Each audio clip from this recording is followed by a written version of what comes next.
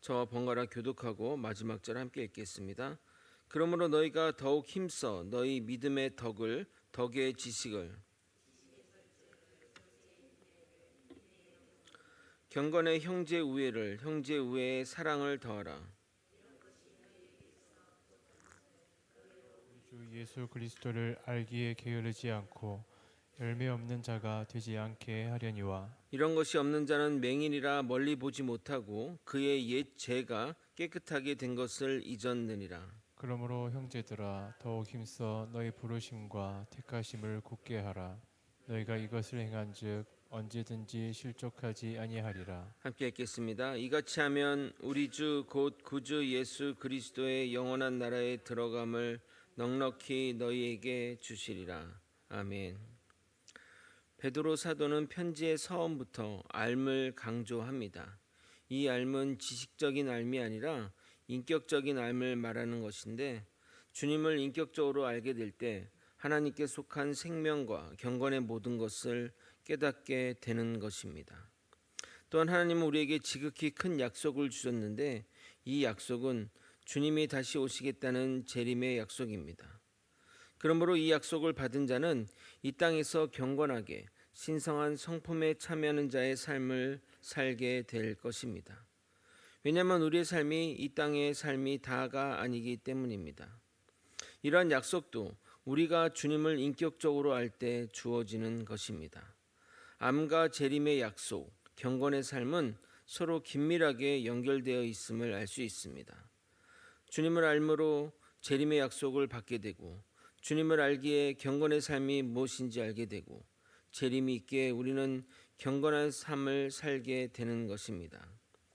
베드로 사도가 이렇게 세 가지를 강조하는 이유는 당시 강자 교사들이 주님을 안다고 하면서 거짓으로 성도들을 미혹하여 육체의 쾌락을 추구했고, 육체 쾌락을 추구하기에 주저하는 이들에게 재림이 없다고 말해왔기 때문입니다. 그래서 진짜 삶은 생명과 경건의 삶으로 나아가고, 재림은 반드시 있기에 주님을 닮은 삶, 경건의 삶을 살아야 한다고 강조하는 것입니다. 이러한 명백한 사실에 우리는 어떤 삶의 방향으로 나아갈지 오늘의 본문을 통해 살펴보도록 하겠습니다. 우리의 신성한 성품이 어떤 열매를 맺는지 알아보고, 그 결과로 하나님의 나라에 입성하는 결과가 어떻게 주어지는지 살펴보도록 하겠습니다. 오늘도 말씀으로 하루에 충만한 하루가 되기를 예수님의 이름으로 소망합니다. 그러므로라는 이 접속사는 앞선 내용의 결론이라 하겠습니다. 그래서 결론적으로 신성한 성품에 참여한 성도들은 이러한 미덕의 열매를 맺어야 하는 것입니다. 먼저 5절을 다시 한번 읽어드리겠습니다. 그러므로 너희가 더욱 힘써 너희 믿음의 덕의 지식을.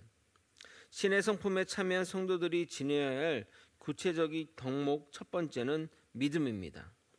믿음은 우리를 받아주신 하나님의 은혜에 대한 성도의 응답입니다. 성도는 믿음을 통해 구원에 이르게 되고, 세상의 악한 더러운 것을 피하고 하나님의 성품에 참여하게 됩니다. 그러므로 모든 것의 기초가 바로 믿음이라 하겠습니다. 이 믿음 위에 덕을 공급하라고, 더하라고 말하고 있습니다. 이 덕은 무엇을 말하는 것일까요? 이 덕의 헬라어 아레테는 도덕적 탁월성을 말하는 것으로 쉽게 생각하여 주님의 성품이라고 생각하면 됩니다. 그러므로 우리가 그리스도를 닮음으로 도덕적 탁월성을 배울 수 있는 것입니다. 그럼 왜 베드로 사도는 이 믿음 위에 덕을 더하라고 강조하는 것일까요? 믿음이 있다고 하면서 도덕적으로 덕스럽지 못한 행동으로 인해 하나님의 영광을 가리는 일이 벌어지기 때문에 그렇게 더하라고 강조하는 것입니다. 이 말은 우리에게 시사하는 바가 많습니다. 믿는다고 하면서 전혀 믿는 자의 삶의 모습을 보이지 못하므로 우리는 사람들의 손가락질을 받아왔습니다. 가끔 공인이라고 말하는 연예인이나 정치인들이 자신의 기독교 신앙을 가지고 있다는 것을 공개하는 것까지는 좋았는데, 방송에서 점을 보거나 무리를 일으키는 행동으로 인해 오히려 하나님의 영광을 가리는 일들이 많았습니다. 또한 우리 일반 성도들도 믿는다고 말하면서 덕스럽지 못한 행동을 함으로써 주님을 욕되게 했습니다. 그러므로 우리는 정말 주님을 닮은 도덕적 탁월함을 두 번째로 갖춰야 할 중요한 덕목이라 하겠습니다. 세 번째로 갖춰야 할 덕목은 바로 지식입니다. 여기서 지식은 3절에 말했던 에피그노시스, 즉 주님을 인격적으로 아는 지식을 말하는 것이 아니라 그냥 그노시스, 일반적인 지식을 말하는 겁니다. 아니, 일반적인 지식을 말하는 것이 좀 의아한데요 라고 생각할 수 있지만, 이 신성한 성품에 참여한 자는 주님의 인격적인 알미 전제되었기에 더할 이유가 없는 것입니다. 그러므로 주를 믿는 믿음 위에 덕과 지식이 더해졌기에 더욱 이 지식도 인격적인 지식으로 나아가게 되는 것입니다. 베드로 사도가 이러한 지식을 강조하는 이유는 신앙의 균형을 위해서입니다. 우리가 정말 주님을 굳게 믿는 이 믿음도 중요하지만 일반적인 지식, 성경의 지식, 예수님이 하신 일들, 또 성경의 어떤 사건들이나 이런 모든 일반적인 지식도 중요하기 때문입니다. 이러한 지식이 결여될 때 맹목적인 신앙인이 되기 쉽습니다. 성경에서 말하는 어떤 참된 믿음의 삶이 이런 것을 강조함에도 불구하고 내 멋대로, 내 믿음대로 나아갈 수 있기 때문입니다. 균형 잡힌 신앙생활을 하기 위해서는 반드시 이 믿음과 지식이 병행되어야 합니다. 에베소서 4장 13절은 이렇게 말합니다. 우리가 다 하나님의 아들을 믿는 것과 아는 일에 하나가 되어 온전한 사람을 이루어 그리스도의 장성한 분량이 충만한 데까지 이르니. 그러니까 우리가 하나님을 믿는 일과 아는 일들이 하나가 될 때 그리스도의 장성한 분량까지 온전하게 성장할 수 있는 것입니다. 베드로 사도는 이 지식 위에 절제를 더하라고 강조합니다. 6절을 여러분이 한번 읽어보도록 하겠습니다. 함께 읽겠습니다. 시작. 지식의 절제를, 절제의 인내를, 인내의 경건을. 절제의 헬라어 앵크라테이아는 내부적으로 향하는 힘, 즉 자제력을 의미합니다. 그런데 왜 지식 위에 절제를 더하라고 하는지 의아하게 여겨질 수 있습니다. 당시 영지주의자들, 헬라어로 그노시스주의자는 지식을 숭상해요. 이 지식만으로 구원에 이른다고 생각했고 자신의 가진 이 지식들을 자기 방종의 기회로 삼았던 것입니다. 그들에게 지식은 우상이었던 겁니다. 그래서 지식을 통해 교만의 자리로 나아가지 말라고 절제를 더한 것입니다. 흔히 얘기하는 식자층들을 보면은 굉장히 자신들이 그 지식으로 인해 자기가 박사네 교수네 이렇게 하면서 하나님을 모욕하고 하나님이 어디 있냐고 말하는 경우들을 종종 볼 때가 있습니다. 또한 역사적으로 이성이 우상이 되었던 일들이 종종 일어났던 경우도 많았습니다. 근대주의 철학이 발전하면서 인간의 이성을 최고로 가치로 여겼습니다. 인간의 이성이 인간을 깨워 즉 계몽시켜 종교의 우매함을 벗어나 신이 없이도 인간의 이성이 지배하는 세상이 될 것을 확신했던 것입니다. 그래서 인간의 이성이 성경을 대체할 것이라고 주장하는 자들까지 등장했습니다. 니체의 초인사상, 칸트의 실천이성, 데카르트의 방법서설 등 신이 없어도 인간 스스로 잘 살 수 있을 것만 같았습니다. 인간이 스스로를 너무 자만했던 것입니다. 그러나 그 이성의 결과가 바로 세계 1차 세계대전, 2차 세계대전입니다. 끔찍한 전쟁과 사륙을 경험한 인간들은 자신의 죄성을 다시 한번 바라보게 되었습니다. 일본의 난징 대학살, 캄보디아의 크메르 루즈 등 인간의 죄악의 본성을 보고 난 후 인간에게는 답이 없다는 것을 깨달아 다시 주님께로 나아간 것입니다. 이어서 이 절제 위에 인내를 더하라고 강조합니다. 여기서 인내의 헬라어 히포모네는 문자적으로 아래에 머물러 있다는 의미로 어려운 상황을 피하지 않고 그 자신의 자리를 지키는 것을 의미합니다. 기독교가 말하는 인내는 하나님에 대한 굳건한 신뢰에서 나오는 겁니다. 이 인내로 인해 우리는 믿음을 지키며 세상의 핍박과 환난을 견디며 저항하는 것입니다. 절제의 인내를 더하라는 것은 절제를 보충하는 의미로 인내를 더하는 것이 아니라 절제를 넘어 인내하라는 의미로 말하는 것입니다. 절제는 철저히 개인적인 덕목으로서 스스로의 의지와 노력으로 가능하지만 인내는 하나님의 약속에 대한 굳건한 신뢰에서 나오는 것이기에 더 높은 차원의 절제가 가능한 것입니다. 그래서 환난과 핍박에도 견디어낼 수 있는 것입니다. 왜 베드로 사도는 인내를 강조하는 것일까요? 이 본문의 배경은 계속 주지시켰던 대로 기독교 박해가 절정에 이른 때에 쓰여졌습니다.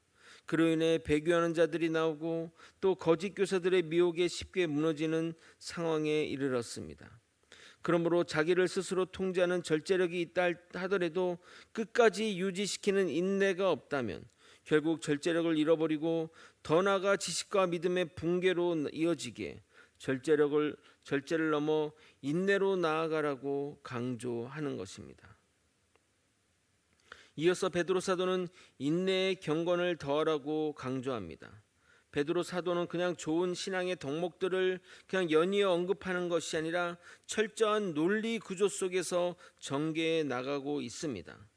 경건은 피조물인 인간이 창조주 하나님을 경외하며 그의 뜻 안에 겸손함에 복종하며 사는 그 삶의 태도를 말합니다. 여기에는 우리의 말과 행동이 다 포함되는 것입니다. 그런데 왜 인내의 경건을 더하라고 말하는 것일까요?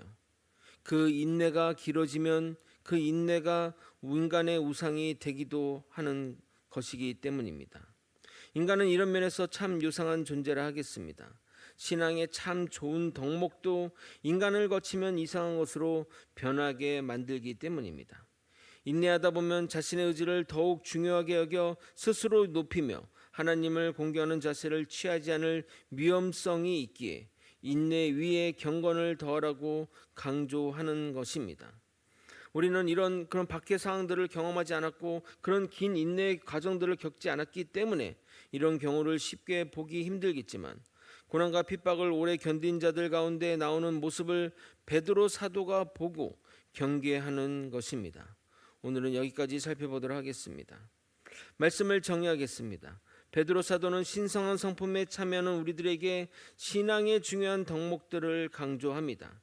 이러한 덕목은 신성한 성품에 참여한 자들에게 나타나야 하는 덕목이자 이런 덕목을 갖춰야 한다는 의미이기도 한 것입니다. 제일 먼저 믿음이 우선하고 그 위에 주를 닮은 성품이 드러나야 하며 하나님을 아는 지식, 성경을 아는 지식이 필요합니다. 그러나 그 지식이 우상이 되지 않도록 절제가 반드시 필요합니다. 그러나 자기 절제는 한계가 존재하고 계속해서 지속할 여력이 안 되기에 인내로 넘어가야 합니다. 인내는 주님을 철저히 신뢰함으로 주어지는 것들이기에 확고한 신념과 비례해 인내는 무한정으로 늘어날 수 있는 것입니다.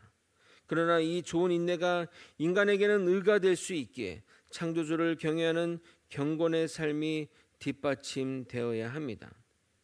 기독교 신앙을 가졌다는 이유로 박해를 받고 그 박해가 오래되어 신앙이 흔들리는 이 복합적인 어려움 가운데 사역하는 베드로 사도는 이러한 신앙의 덕목을 강조함으로 우리 신자들을 주님의 신성한 성품으로 이끌어 가고 있습니다. 우리가 주님의 성품을 닮아가는 것이 결국 고난과 핍박도 이겨내는 전신 갑옷이 되는 것입니다. 우리 모두 이러한 덕목으로 무장함으로써 어떤 유혹과 시험에도 흔들리지 않는 저와 여러분이 되시길 예수 그리스도 이름으로 축원드립니다. 아멘. 기도하시겠습니다. 하나님의 좋은 성품, 신성한 성품에 참여한 자들은 하나님이 명령하신 그 믿음의 덕을 쌓아나가며 절제와 또 경건과 또 지식의 삶들을 추구하며 살아갈 수 있도록 이끌어 주시옵소서.